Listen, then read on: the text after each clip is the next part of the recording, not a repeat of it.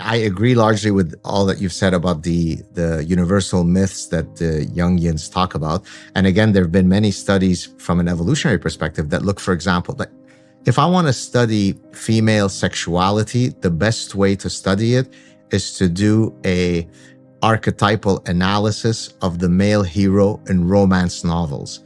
And it turns out that the male hero in romance novels is the exact same guy in every single romance novel that has ever been written. I mean, to the point that you would think it's been plagiarized. He is tall, to my detriment, since I'm not tall.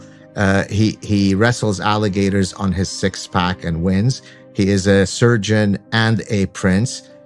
He's reckless in his behavior, but he could only be tamed by the love of one woman. Right. And so I just described every single... Beauty and the Beast. Yeah, it's exactly. Beauty and the Beast. So, yeah. And so these archetypal narratives are universal precisely because they are an indelible part of human nature. And that manifestation exists independently of whether you believe in the supernatural origin of those stories or not. But if I can just quickly segue into my forthcoming book.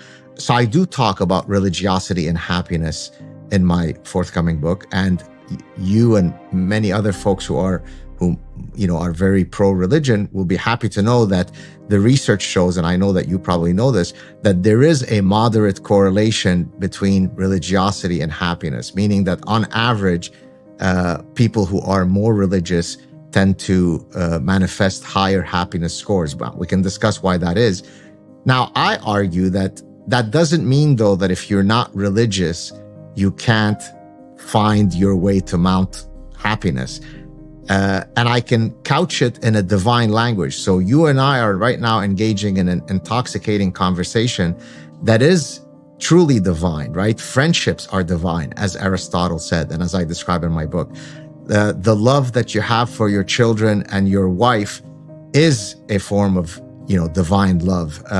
Having purpose and meaning in your chosen profession, I talk about that in the book. I basically argue that the two most important decisions that either make you happy or incredibly miserable is choosing the right spouse and choosing the right profession. If you make those two choices correctly, you're well on your way to being a happy That was person. Freud's observation, right? Work and love. That was his prescription.